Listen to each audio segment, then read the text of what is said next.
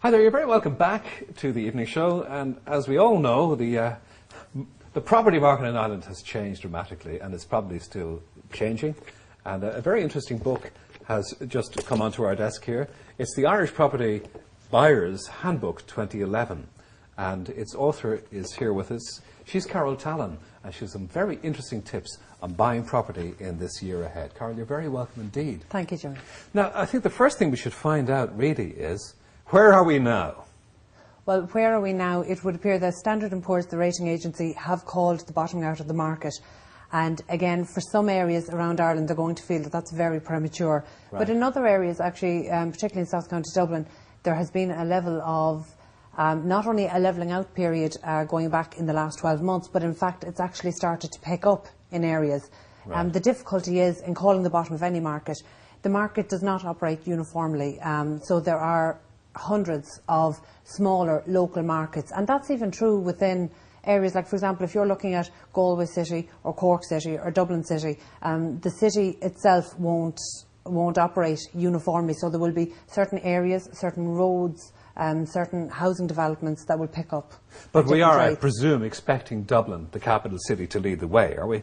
Oh, absolutely, and to be honest, it has done in the past. Like, for example, we would have seen 3-bed semis in Blackrock levelling out 18 months ago. Right. And they've actually been increasing ever since. However, we could see in neighbouring Stillorgan it was much slower to pick up, and then if you jump a little bit over towards Rathfarnham, there's oversupply there that nobody could call the bottom of the market there. So the tips for buyers would definitely be to really think local, keep it very local. If you're considering a certain area, you should only be looking at data for that area. And again, with the stock and the oversupply of apartments, it's going to be very difficult.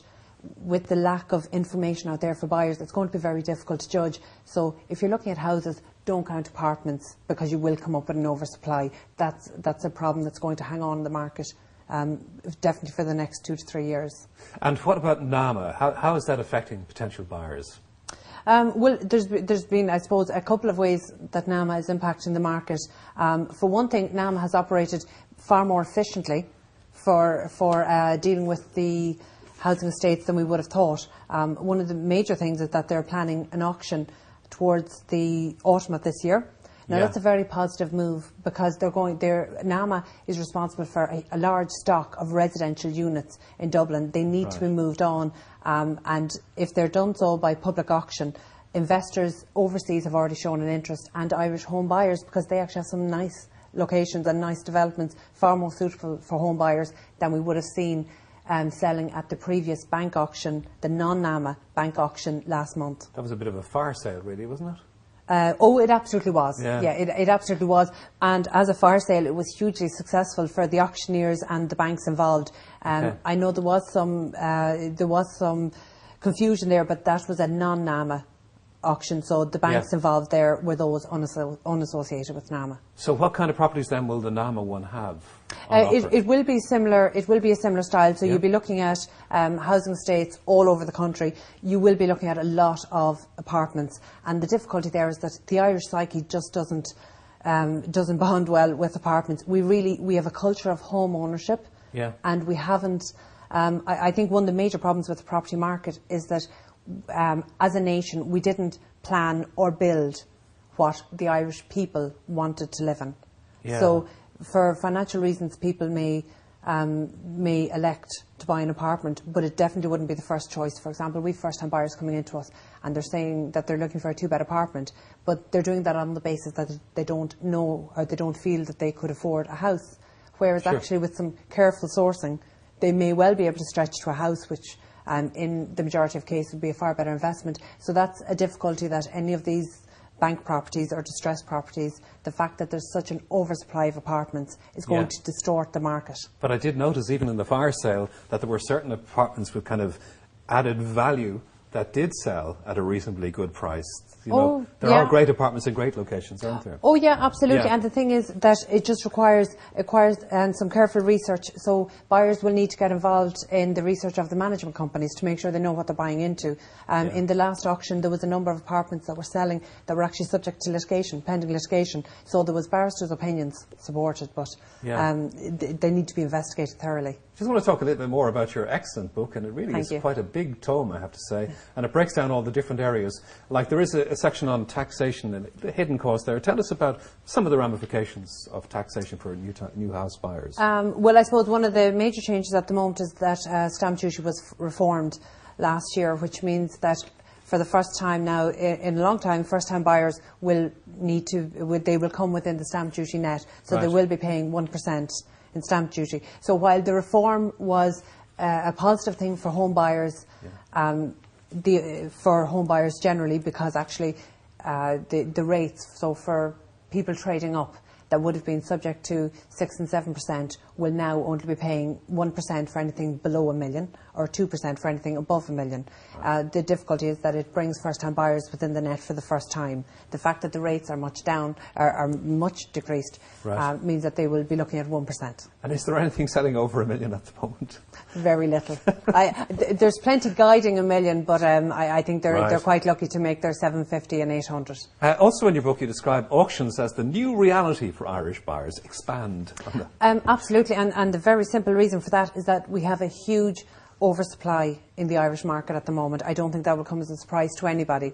The banks, both NAMA and non-NAMA banks, have a huge stock of repossessed and voluntarily surrendered properties, and they've properties obviously that have come directly from the developer.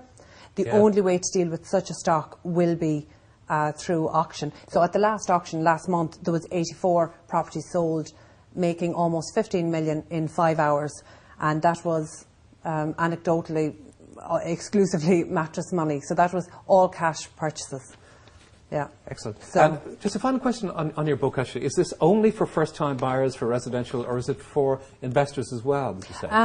It's for all residential buyers, not just first-time buyers, although obviously they will be coming to the market quite new. But for people trading up that bought their property more than 5-6 years ago, it's a new market out there. So actually they'll find they have a very changed experience. And for investors as well, what I've dealt with quite comprehensively in the book there for investors, they can no longer look at applying for a mortgage the way they did previously. Yeah. It's more of a business plan that they'll be putting together if they want to secure any level of funding. And at the moment, access to funds through the mortgage companies, it is restricted. So certainly mortgage companies are cherry picking. So only the best applicants. That goes for first-time buyers, people trading up, or investors. Only the best applicants will get funding. Very briefly, finally, we started off with where are we now? Where are we going? Do you see a bit of hope from this year on? I absolutely do. We've had many positive aspects in 2011 so far. I would certainly see that, as a general rule, I can't say one side of the market. In Dublin, particularly, we've seen a lot of positive steps. Demand is high. Stock is decreasing as it's being dealt with. Unfortunately, that situation isn't being replicated in other cities. Limerick, for example, is faring quite poorly. Kilkenny has had quite a stalemate going on at the moment, and the house prices haven't come down to meet the value where they currently are, so sellers still have a bit to go there. But certainly in Cork we're recording good movement, and Galway actually is the surprise at the moment. There's great movement in Galway. House prices have come right down, buyers are responding positively, so that's starting to pick up. So really buyers need to look very closely at their local market, try not to read too much into national figures, and try to break it down locally based on their own information. And their starting point should be to get your Absolutely, book. Absolutely. Carol, thank you very much indeed for coming in. Thank you, Jimmy. Cheers. And the Irish Property Handbook 2011 is now available in all good bookshops, as they say. Now, we're going to have a little email competition specially for you. We have 2 copies of Morning Glory starring Harrison Ford and Diane Keaton to give away on DVD. So to begin with a chance, here is the question. Harrison Ford is best known for his portrayal of which fictional archaeologist? Is it A, Indiana Jones? Is it B, Indiana Smith? Or is it C, Indiana Murphy? If you know the answer, email it to theeveningshow@city.ie. That's it for tonight's show. Our thanks to our guests, Carol Tallon and Dr. Yvonne McKenna. It's great to have them on board.